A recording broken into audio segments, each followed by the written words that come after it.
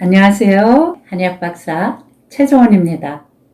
여러분, 밤에 충분히 잤는데도 낮이 되면 시도 때도 없이 졸리시나요? 근무 중에 친구들을 만나 이야기를 할 때 차를 마시다가 심지어 길 가다가도 운전을 하다가도 자꾸 졸리시나요? 그렇다면 이거 그냥 피곤해서 그러려니 하고 방치해 두지 마시고요.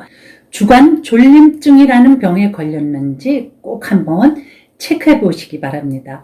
주간 졸림증이라는 병을 그대로 방치하게 되면요, 뇌중풍이나 심장병이 올 수 있고 고혈압이나 만성두통에 시달릴 수가 있습니다. 주간 졸림증 환자 중에는 실제로 중추신경계가 이상이 와서 이 병에 걸리는 확률이 굉장히 높습니다. 그냥 일시적으로 피곤해서 졸린 건지 실제 주간 졸림증이라는 병이 온 건지 자가 진단해보는 방법이 있습니다. 지금부터 저와 함께 한번 체크해 보실까요?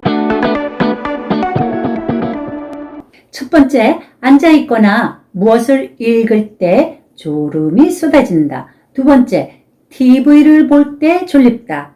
세 번째, 공공장소, 회의장소 또는 영화관 등 가만히 앉아있을 때 견딜 수 없이 졸음이 쏟아진다. 네 번째, 쉬지 않고 1시간 이상 승객으로 차를 탔을 때. 다섯 번째, 오후에 잠깐 휴식을 취하기 위해서 잠깐 누워있으면 영락없이 잠에 빠져든다. 여섯 번째, 앉아서 누군가와 이야기를 할 때. 일곱 번째, 점심 식사 후 조용히 앉아 있으면 졸립다. 여덟 번째, 운전 중 신호대기를 할 때 또는 교통정체로 잠시 좀 차가 밀릴 때, 이때도 졸립다. 자, 자가 진단을 한번 해보셨나요? 여러분은 몇 점이나 나오셨나요? 당신이 만약 10점 이하의 낮은 점수가 나왔다면 너무 염려하지 마시고요. 근래에 피곤했는지, 밤잠을 설쳤는지 이 정도를 체크해 보시고, 그런데 문제는 10점 이상 16점에 해당되는 분들, 이런 분들 계신가요? 그렇다면 당신은 주간 졸림증병에 해당되기가 쉽습니다.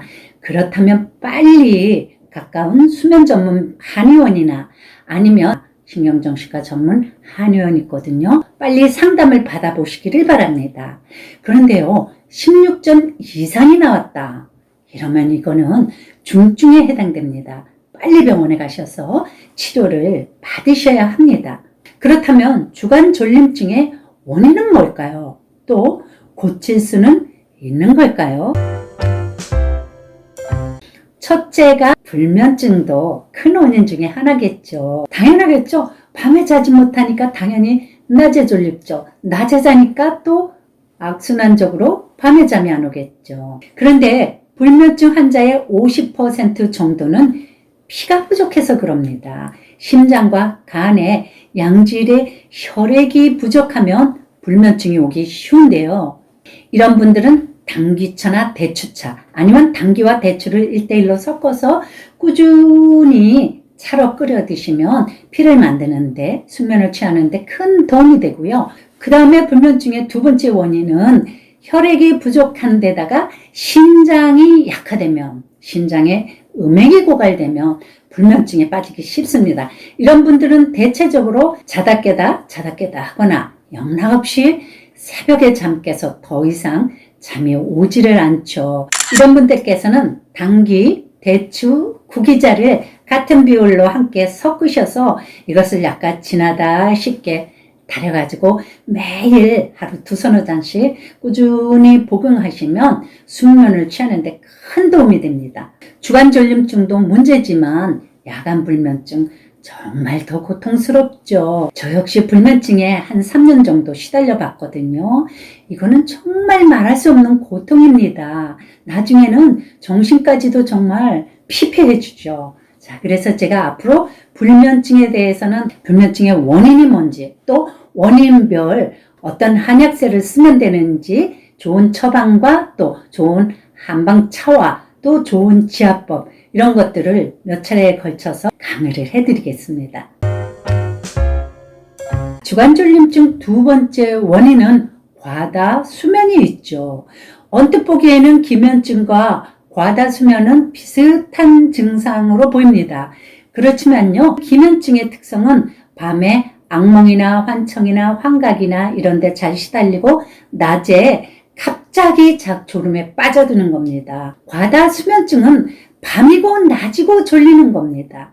그러니까 밤에 충분히 잤는데도 아침이 되면 일어나기가 싫어요. 만성 피로 같은 거죠. 거기에다 걱정, 근심, 에너지 부족, 체력 저하, 느린 행동, 기억력 저하, 또 과다 수면증에는 이런 환자분들이 잘 빠지기도 하는데요.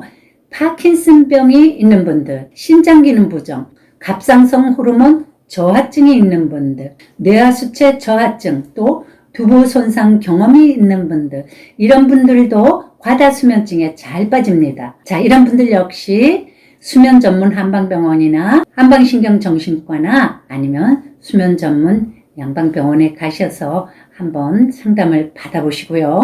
특히 과다수면이 있는 분들은 침이나 한약으로 참 치료가 잘 됩니다. 자, 세 번째 원인은 기면증인데요.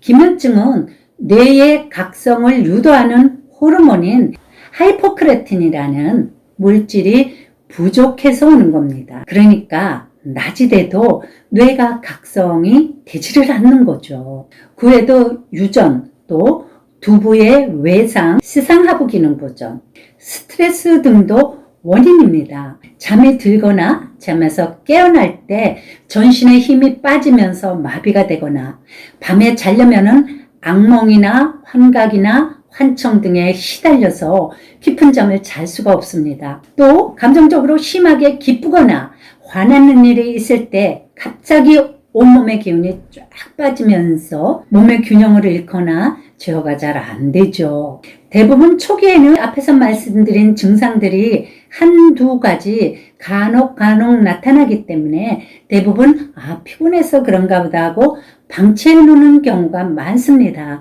그렇다 보면 병이 심각하게 깊게 되죠. 기면증은 수면 전문 병원이나 수면 전문 한의원, 또 한방신경정신과 이런 데 가면은 검사를 할 수 있습니다. 자, 이제 마지막으로 수면무호흡증 환자들은 자는 동안에 상기도가 반복적으로 폐쇄되면서 저산소증이나 교감신경 하행진 등에 빠지게 되죠. 밤에 숙면을 취하지 못하니까 당연히 낮에 자꾸 졸음에 빠지게 되는 겁니다. 수면무호흡증에 빠지는 분들 대부분이 비만한 분들이 잘 빠집니다.